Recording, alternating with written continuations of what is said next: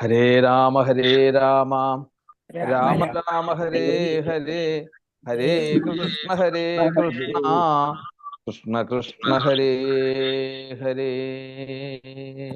ഗോവിന്ദ ഗോവിന്ദ. വീണ്ടും ഒരു സുപ്രഭാതത്തില് ഗുരുവായൂരപ്പന്റെ കൂടെ നമുക്ക് എല്ലാവർക്കും ഇരിക്കാൻ സാധിച്ചു. ഭഗവാന്റെ കാരുണ്യം, പാരകാരുണ്യം, നമ്മളുടെ പിതൃക്കള് ചെയ്തതായിട്ടുള്ള, നമ്മളുടെ മുൻ തലമുറകൾ ചെയ്തതായിട്ടുള്ള സൽക്കർമ്മത്തിന്റെ ഫലം, അതുപോലെ തന്നെ ധാരാളം ഭക്തന്മാര് പല ദിക്കുകളിലായിട്ട് പല വിധത്തില് നാമം ജപമായിട്ടും അതുപോലെ തന്നെ നമസ്കാരമായിട്ടും ക്ഷേത്ര ദർശനമായിട്ടും തീർത്ഥാടനങ്ങളായിട്ടും ഒക്കെ നിസ്വാർത്ഥമായിട്ട് എല്ലാവരും ലോക നന്മയ്ക്ക് വേണ്ടിയിട്ട്, ഭക്തന്മാർക്ക് വേണ്ടിയിട്ട് ഇന്ന് ഭജിക്കുന്നു.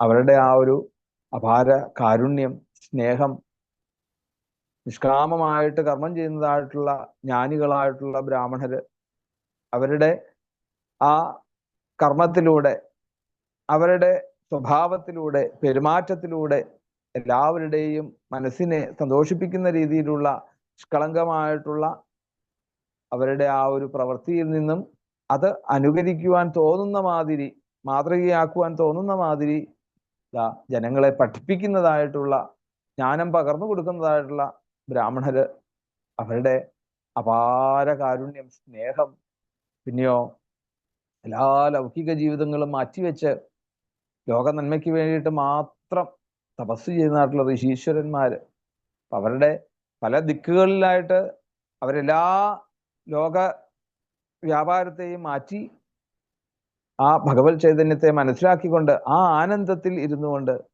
അവരുടെ ആ സൽക്കർമ്മത്തിന്റെ ഫലങ്ങളെ കൊണ്ടുമൊക്കെയാണ് ഇന്ന് ഭക്തന്മാർക്ക് ഒന്ന് ഒത്തുകൂടുവാനും, ഇനി ഒത്തുകൂടിയാൽ തന്നെയോ അവിടെ വേറൊന്നും ചിന്തിക്കാതെ ഭഗവത് കീർത്തനങ്ങളും ഭഗവത് കഥകളുമായിക്കൊണ്ട് ഒരു നിമിഷമെങ്കിലും നമുക്ക് ഈ കലികാലത്ത് ഒന്നിങ്ങനെ ഒരുമിച്ചിരിക്കണമെങ്കിൽ അതിൻ്റെ കാരണം ഇങ്ങനെയുള്ളവരൊക്കെയാണ് എങ്കിൽ ഗുരുക്കന്മാര്, ഋഷീശ്വരന്മാർ, പിതൃക്കള് തുടങ്ങിയതായിട്ടുള്ള എല്ലാവരുടെയും പാദങ്ങളിൽ ദണ്ഡ നമസ്കാരം ചെയ്തുകൊണ്ട് നമുക്ക് ഇന്നത്തെ ഈ ഒരു സത്സംഗത്തിലേക്ക് നമുക്ക് പ്രവേശിക്കാം. വിദ്യാധനം സർവധനാൽ പ്രധാനം എന്ന് പറയും. ഏറ്റവും വലിയ സമ്പത്ത് എന്ന് പറയുന്നത് നമുക്ക് ഈ ഒരു അറിവ് പകർന്നു കൊടുക്കുന്നതിലാണ് യഥാർത്ഥത്തില്. എങ്ങനെയായി ആ ഒരു സമ്പത്തിന്റെ മഹത്വം വരുന്നത്? എന്തിനാണ് നമ്മൾ സമ്പത്ത് തയ്യാറാക്കുന്നത്? ദുഃഖങ്ങളും അല്ലെങ്കിൽ ദാരിദ്ര്യം മാറുക എന്നുള്ളതാണ്. അപ്പൊ ഈ നമ്മളുടെ ദാരിദ്ര്യം ഇന്ന് നമ്മള് ദ്രവ്യം എന്നുള്ളത് അല്ലെങ്കിൽ അർത്ഥം എന്നുള്ളതൊക്കെ നമ്മൾ സമ്പത്തിനെ മാത്രമേ നമ്മൾ കണക്കാക്കിയിട്ടുള്ളൂ. യഥാർത്ഥത്തിൽ സമ്പത്ത് ഒരു ഭാഗം മാത്രമേ ആവുന്നുള്ളൂ അർത്ഥത്തിന്റെ. ധർമ്മ അർത്ഥ കാമ മോക്ഷങ്ങൾ നോക്കിക്കഴിഞ്ഞാൽ അർത്ഥത്തിന്റെ ഒരു ഭാഗം, ഒരു 10% മാത്രമേ ആകുന്നുള്ളൂ ഈ സമ്പത്ത് എന്നുള്ളത്. പക്ഷെ ബാക്കിയുള്ള 90%-ത്തിലും എന്താണ്? നമ്മളുടേതായിട്ടുള്ള ഐശ്വര്യം ഉണ്ടാകുന്നത് മാനം, അല്ലെ, അഭിമാനം തുടങ്ങിയതായിട്ടുള്ള രീതിയിലാണ്. അതൊക്കെ നമുക്ക് എങ്ങനെ കിട്ടുകയുള്ളൂ? അതൊക്കെ ഈ സത്സംഗത്തിലൂടെ അല്ലെങ്കിൽ മഹത്തുക്കളുമായിട്ടുള്ള സംഘത്തിൽ നിന്നും ആണ് യഥാർത്ഥത്തില് ആ സമ്പത്ത് നമുക്ക് കിട്ടുകയുള്ളൂ. മറ്റേ ദ്രവ്യം എന്ന് പറയുന്നത്, സമ്പത്ത് എന്നുള്ള ഉദ്ദേശിക്കുന്ന ആ ഒരു ദ്രവ്യം എന്ന് പറഞ്ഞാൽ അത് നമ്മളുടെ ജീവിതചര്യക്ക് വേണ്ടിയിട്ട് അത്യാവശ്യം വേണ്ടതാണെന്ന് മാത്രം. അത് അധികമായാലും അല്ലെ, അർത്ഥമനർത്ഥം ഭാവയ നിത്യം, അല്ലെ, അർത്ഥം അനർത്ഥമാകും ഭാവം മാറുമ്പോൾ. അർത്ഥത്തിന്റെ ഭാവം മാറുമ്പോൾ അത് അനർത്ഥമായിട്ട് ഭവിക്കും. അപ്പോ അത് നമ്മളുടെ ഒരു പരിധി, ജീവിതത്തിന്റെ ആ അവശ്യം വേണ്ടത്, നമ്മളുടെ ജീവിതത്തിന് ജീവിക്കാൻ വേണ്ടതിൽ കൂടുതലായി കഴിഞ്ഞാൽ എന്താണ്? കൂടുതലായി കഴിഞ്ഞാൽ അത് തൻ്റെ അല്ല എന്നുള്ള ഒരു ഭാവം, അതും അർത്ഥത്തിൽപ്പെട്ടതാണേ. അതും കൂടെ നമുക്ക്, ആ ഭാവം കൂടി നമുക്ക് വരിക. ഇത് വരണമെങ്കിൽ എവിടുന്നേ കിട്ടുള്ളൂ? അത് സത്സംഗത്തിൽ നിന്ന് മാത്രമേ നമുക്കത് ലഭിക്കുകയുള്ളൂ. അപ്പം യഥാർത്ഥത്തില് സമ്പത്തിനേക്കായാലും ഒക്കെ നമുക്ക് വേണ്ടത് എന്താണ്? യഥാർത്ഥത്തില് എല്ലാവരുടെയും സ്നേഹം, വാത്സല്യം. അത് കിട്ടാൻ എത്ര കോടി കൊടുത്താലും, അല്ലെ, എത്ര പണം നമ്മൾ ചെലവാക്കിയാലും അത് കിട്ടണമെങ്കിൽ അത് അത്ര എളുപ്പമല്ലാതെ. അപ്പം നിഷ്കിഞ്ചനന്മാരെ സംബന്ധിച്ചിടത്തോളം അവരുടെ സമ്പത്ത് എന്ന് പറഞ്ഞാൽ എന്താണ്? ഈ പറഞ്ഞതായിട്ടുള്ള നമ്മളുടെയൊക്കെ സമ്പത്ത് എന്ന് പറഞ്ഞാൽ നമ്മളുടെ ബാങ്കിൽ മാത്രമേ ഉള്ളൂ. പക്ഷെ അവർക്ക് അങ്ങനെയല്ല. അവർക്ക് എങ്ങനെയാണ്? അവരുടെ സമ്പത്ത് മുഴുവൻ അവരോട് ബന്ധപ്പെട്ട് നിൽക്കുന്നവരുടെയിൽ എല്ലാവരുടെയിലും ഉണ്ടെന്നർത്ഥം. എന്ന് പറഞ്ഞാലോ, എല്ലാവരുടെയും ആരാണോ അവരെ കാണാൻ വരുന്നത്, ആരാണോ അവരോട് ബന്ധപ്പെടാൻ വരുന്നത്, അവരോടൊക്കെ ഉള്ള പ്രേമധാരകള് അല്ലെങ്കിൽ സ്നേഹം, വാത്സല്യം, അല്ലെ, അത് പിടിച്ചു പറ്റുക എന്നുള്ളത് എവിടെയാ സാധിക്കുക? എത്ര സമ്പത്തുണ്ടായിട്ടൊരു കാര്യം? അപ്പൊ എന്തായി? അപ്പം ബാക്കിയുള്ള എല്ലാ ജനങ്ങളുടെയും ഉള്ളിൽ ഉള്ള സമ്പത്ത് മുഴുവൻ ആർക്ക് അവകാശമായി? ഈ പറഞ്ഞ, അല്ലെ, നിഷ്കിഞ്ചനന്മാര്, ഭഗവാന്റെ ഭക്തന്മാർക്ക് അത് അവകാശമായി. അത് അവിടെയാണ് യഥാർത്ഥത്തിൽ സമ്പത്തിനെ, അല്ലെ, അതാണല്ലോ ഉദ്ധവന് പറഞ്ഞു കൊടുക്കുന്നത്. ദരിദ്രോ സ്വസന്തുഷ്ട. ഉദ്ധവ, എവിടെയാ നമ്മള് ധനം, നമ്മള് സമ്പന്നനാണെന്ന് പറയുന്നത്? എനിക്ക് കിട്ടിയതിൽ കൊണ്ട് തൃപ്തിപ്പെടുന്നത് ആരാണോ അവരാണ് യഥാർത്ഥത്തിൽ സമ്പന്നര്. അവരാണ് നിഷ്കിഞ്ചനന്മാരായിട്ടുള്ള ഭക്തന്മാരെ സംബന്ധിച്ചിടത്തോളം അവർക്കെന്താണ്? അവർക്ക് കിട്ടേണ്ടത് എന്താണ്? അവർക്ക് കിട്ടേണ്ടത് തൃപ്പാദ ഭജനം, അല്ലെ? ആ തൃപ്പാദ ഭജനത്തിൽ നിന്ന് കിട്ടുന്ന ആനന്ദം അവർക്ക് കിട്ടണം. അത് എങ്ങനെയാ കിട്ടുന്നത്? എല്ലാത്തിൽ നിന്നും കിട്ടണം, ഇല്ലേ? ഇപ്പൊ ഇന്ന് നമ്മള് അനുസ്മരിച്ചുകൊണ്ടിരിക്കുന്ന ഗോപികമാരുടെ അവസ്ഥ അത് തന്നെയല്ലേ? ഗോപികമാർക്ക് എന്തായി? അവർക്ക് എല്ലാത്തിലും കണ്ടുകൊണ്ടിരുന്ന അവർക്ക് ഇന്നിപ്പോ കണ്ണനെ അവർക്ക് പൂർണ്ണമായിട്ട് അവർക്ക് ആ അവരുടെ കണ്ണിൽ തിമിരം ബാധിച്ചതുപോലെയായി ഇപ്പോ, അല്ലേ? അവർക്ക് ആ അനുഭൂതി ഉണ്ടാകുന്നില്ല. എല്ലാത്തിലും കണ്ണനെ കാണാൻ സാധിക്കാത്തൊരവസ്ഥ വരുന്നു. അപ്പം അങ്ങനെ ആയപ്പോഴാണ് അന്വേഷിച്ചു തുടങ്ങിയത് ഇപ്പോ അവര് ഗോപികമാര്. എന്ന് പറഞ്ഞതുപോലെ തന്നെ ഈ ഋഷീശ്വരന്മാരെ സംബന്ധിച്ചിടത്തോളം ഈശ്വരനല്ലാത്ത ഒരു വസ്തു അവർക്കില്ല. അപ്പൊ എന്തായി? എല്ലായിടങ്ങളിലും ഈശ്വരനെ കാണുമ്പോൾ അവിടെ ഒരു ദാസഭാവം, അല്ലെ? വിദ്യാ വിനയസമ്പന്നേ.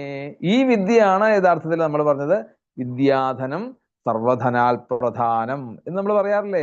അപ്പൊ ഈ വിദ്യാധനം സർവധനാൽ പ്രധാനം എന്ന് പറഞ്ഞാൽ എന്താണ്? ശരിക്കും എത്ര എത്ര എത്ര എത്ര എത്ര സമ്പത്തുണ്ടെന്ന് പറഞ്ഞിട്ട് കാര്യമില്ല. പക്ഷേ ഈ ഒരു വിദ്യ നമുക്ക് കിട്ടി കഴിഞ്ഞാൽ എത്ര സമ്പത്തിന്റെയും അപ്പുറത്ത് നിൽക്കുന്നതാണ് ഈ ഒരു വിദ്യ.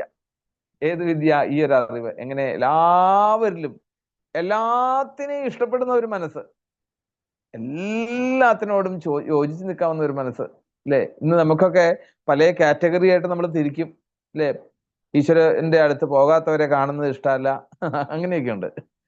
ക്ഷേത്രങ്ങളിൽ പോകുന്നവരെ ഇഷ്ടമല്ല, ആധ്യാത്മികമായിട്ട് ചിന്തിക്കുന്നവരെ ഇഷ്ടമല്ല, അല്ലെ? നിരീശ്വരവാദികളെ ഇഷ്ടമല്ല. അങ്ങനെ നമ്മളുടെ സനാതന ധർമ്മത്തില് ഒരു ധർമ്മമല്ല അത്. നമ്മുടെ എല്ലാവരെയും ഇഷ്ടമാണ്. കാരണം എന്താണ്? ഈശ്വരേച്ഛ അല്ലെങ്കിൽ എന്താണ് നിരീശ്വരവാദവും അതും ഈശ്വര ഇതായിട്ട് തന്നെ എടുക്കണം എന്നർത്ഥം, അല്ലെ? ഭഗവാൻ പറയാറില്ലേ, ഗുണവും അഗുണവും, അല്ലെ? എന്താണ്? കള്ളനും പോലീസും എല്ലാം ഈശ്വരനാണെങ്കിൽ പിന്നെ ആരെയാണ് ഒഴിവാക്കാനുള്ളത്? ഒന്നും ഒഴിവാക്കാനില്ല എന്നാ പറയാ. എല്ലാത്തിലും ഈശ്വരനുണ്ട്. എല്ലാവരും ചെയ്യുന്നത് ഈശ്വര ആരാധനയായിട്ട് നമുക്ക് തോന്നണം. അവിടെയാണ് യഥാർത്ഥത്തിലുള്ള ഭക്തി ഇരിക്കുന്നത് എന്ന് പറയാണ്, ഇല്ലേ? നമുക്കറിയാമല്ലോ, മഹാഭാരതത്തിലെ ഒരു ഇറച്ചി വെട്ടുകാരൻ, അല്ലെ, അവന്റെ ആ ധർമ്മ സംസ്ഥാപനത്തെ കുറിച്ച് സംസാരിക്കുന്നുണ്ട് അവിടെ, മഹാഭാരതത്തിൽ കാണാം. എന്നിട്ടോ ഈ ധർമ്മത്തെക്കുറിച്ച് വേണ്ട രീതിയിൽ പറഞ്ഞതിന് ശേഷം തന്റെ ജോലി ആയിക്കൊണ്ട് ഇറച്ചി വെട്ടുന്നുണ്ട് താനും. അപ്പം യഥാർത്ഥത്തില് ഏത് ജോലികളായിക്കോട്ടെ നമ്മളുടെ കാഴ്ചപ്പാടാണ്, അല്ലെ? നമ്മൾ അവിടെ ഇറച്ചി വെട്ടുകാരനായിട്ട് കണ്ടാല് അത്രേ ഉള്ളൂ. അത്രയും കണ്ട് നമ്മളുടെ മനസ്സിനെ ദുഷിപ്പിക്കാം, അല്ലെ? ഓരോ ദിവസവും നമ്മൾ ചിന്തിക്കേണ്ടതാണ്. നമ്മളുടെ മനസ്സിനെ എത്ര കണ്ട് നമ്മളെ ദുഷിപ്പിക്കുന്നുണ്ടെന്ന് ചിന്തിക്കണമെങ്കിൽ വേറെ ഒന്നും നോക്കാനില്ല. നമ്മൾ ദിവസവും പറഞ്ഞു വന്ന് രാവിലെ തൊട്ട് വൈകുന്നേരം വരെ ഒന്ന് ചിന്തിച്ച് എഴുതി വെച്ച് നോക്കുക. അപ്പം നമ്മൾ നോക്കുമ്പോൾ ഒരു 99%, അല്ലെ, വേണ്ടാത്തതായിരിക്കും പറഞ്ഞിട്ടുണ്ടാവുക. ചെറിയ കാര്യങ്ങൾ വരെ, അതെ, ചെറിയ കാര്യങ്ങൾ വരെ നമ്മൾക്ക് ഇഷ്ടമല്ല, വേണ്ട എന്നുള്ള ഈ ഒരു എന്താണ് പ്രതികൂല സാഹചര്യങ്ങളിലൂടെയുള്ള സംഭാഷണങ്ങൾ എന്ന് പറഞ്ഞാൽ നെഗറ്റീവായിട്ടുള്ള ചിന്താഗതികൾ മുഴുവൻ നമ്മളുടെ മനസ്സിലേക്ക് നമ്മൾ മാലിന്യങ്ങളെ നിറച്ചുകൊണ്ടിരിക്കുകയാണ് അവിടെ. മറിച്ചോ എല്ലാവരിലുമുള്ള ഒരു നല്ലതിനെ നമ്മൾ തിരഞ്ഞെടുക്കൂ. എല്ലാവരിലുമുള്ള ആ സ്നേഹത്തെ നമുക്ക് കണ്ടെടുക്കാൻ സാധിക്കൂ. ഇതാണ് നമ്മളെ ഭാഗവതം പഠിപ്പിക്കുന്നത്. അതുകൊണ്ടാണ് ഭാഗവതം പറയുന്നത് ഏതിലുമുള്ള എന്താണ് പരമശുദ്ധത എന്താണോ അതാണ് ഞാൻ, അവിടെയാണ് ഞാൻ ഉള്ളത്. ആ ഒരു പരമസത്യം, ഈ സത്യത്തെ ഒരിക്കലും നമ്മൾ മറച്ചു വെക്കരുത് പറയുകയാണ്. അത് മറച്ചു വെക്കുമ്പോഴാണ് നമുക്ക് പലരോടും പലതും നമുക്ക് തോന്നുന്നത്. നമുക്ക് ആരോടും വിരോധമില്ലാതെ എല്ലാവരിലും ആ സ്നേഹം നമുക്ക് പകരുവാൻ വേണ്ടിയിട്ട് ഹേ ഗുരുവായൂരപ്പ ഞങ്ങളെ അനുഗ്രഹിക്കണേ എന്ന് നമുക്ക് രാവിലെ പ്രാർത്ഥിച്ചുകൊണ്ട് പതിവ് പോലെ നമുക്ക് ആ ജ്വരസ്തുതി ചൊല്ലി ഭാഗവതത്തിലേക്ക് പ്രവേശിക്കാം. മുത്തശ്ശൻ മുത്തശ്ശിമാരെ കുറിച്ചും അതുപോലെ തന്നെ അച്ഛനമ്മമാരെ കുറിച്ചും മക്കളെ കുറിച്ചും ഗുരുശിഷ്യ ബന്ധത്തിലുള്ള അധ്യാപകന്മാരെ കുറിച്ചും അതുപോലെ തന്നെ ശിഷ്യന്മാരെ കുറിച്ചും ഒക്കെ അവർക്കൊക്കെ കിട്ടേണ്ടതായിട്ടുള്ള വാത്സല്യവും സ്നേഹവും സ്നിഗ്ധതയും ഒക്കെ ഉണ്ടാവണേ. ഈ ലോകത്ത് എവിടെയൊക്കെ ഈ ഒരു രീതിയിൽ വർദ്ധിച്ചുകൊണ്ട് വരുന്നു. ഭാര്യാഭർത്താക്കന്മാര്, ദമ്പതികള്, പിന്നെയോ മൃഗങ്ങള് എത്രയോ ദുഃഖങ്ങൾ അനുഭവിക്കുന്നുണ്ട്. ഇന്ന് മനുഷ്യന്റെ ഈ ബുദ്ധി നേരായ രീതിയിൽ ബുദ്ധി ഉപയോഗിക്കാത്തതുകൊണ്ട് എത്രയോ മൃഗങ്ങൾ ഇന്ന് ദുഃഖിക്കുന്നു. അതുപോലെ തന്നെ സസ്യങ്ങള്, പ്രപഞ്ച സൃഷ്ടികളെല്ലാം, കടലുകള്, സാഗരങ്ങള്, എങ്ങനെ നോക്കിക്കഴിഞ്ഞാല് പ്രപഞ്ചത്തിലെ എല്ലായിടങ്ങളിലും ദുഃഖത്തിന്റെ ഒരു നീണ്ടൊരു നിര നമുക്ക് കാണാൻ സാധിക്കും. അതുപോലെ തന്നെ അവയവങ്ങള് കിട്ടിയിട്ട് നഷ്ടപ്പെടുന്നവരുടെയാണ് ഏറ്റവും വലിയൊരു ദുഃഖം. ഇന്നലെ വരെ നമ്മൾ പ്രപഞ്ചം കണ്ടിട്ട് ഇന്ന് കാണാൻ വയ്യാന്ന് പറയുന്ന ഒരു അവസ്ഥ ഒന്ന് ആലോചിച്ച് നോക്കൂ. ഓരോരുത്തരുടെയൊക്കെ നമ്മള് അസുഖങ്ങളുടെ ഒരു ഇത് ചിന്തിച്ചു കഴിഞ്ഞാല് നമ്മൾ ഒരിക്കലും അഹങ്കരിക്കില്ല. എൻ്റെ ഒരു സുഹൃത്തിന്റെ കഥ ഇന്നലെ ഞാൻ കേട്ടപ്പം വല്ലാണ്ട് കോരിത്തിരിച്ചു പോയി. ലിവറിന് ക്യാൻസർ വന്നിട്ട് ഇപ്പം മലമൂത്ര വിസർജനം ചെയ്യാൻ മേലാതെ അതൊരു സഞ്ചിയിലായിട്ട് തന്നെ പോകുന്ന ഒരവസ്ഥ, ചിന്തിക്കാൻ പോലും പറ്റാത്തൊരവസ്ഥ. ഏറ്റവും വേണ്ടപ്പെട്ട ഒരാളാണ്. എന്താ ചെയ്യുക? അങ്ങനെയുള്ള ദുഃഖങ്ങളൊക്കെ നോക്കിക്കഴിഞ്ഞാൽ നമ്മൾ എവിടെയാണ് ശരിക്കും ആലോചിച്ച് നോക്കൂ. നമ്മളെ ഗുരുവായൂരപ്പൻ എത്രയോ കാരുണ്യം, ആ ഒരു സ്നേഹം ഒരിക്കലും നമുക്കത് മറക്കാൻ സാധിക്കില്ല. അതൊന്നും നമ്മൾ മറന്നുകൊണ്ട് നമ്മളുടെ ഈ ജീവിതത്തിൽ നമ്മൾ അഹങ്കരിച്ചുകൊണ്ട് ഇനിയും കിട്ടാത്ത പടികൾ ചവിട്ടിക്കയറാൻ നോക്കാതെ ആരാണോ താന്നു കിടക്കുന്നത് അവരെ കാണുമ്പോൾ അവരിൽ ഒരു ചെറിയൊരു ദയ കാണിച്ചുകൊണ്ട് അവരെ ഉയർത്തിക്കൊണ്ടുവരാനുണ്ട്.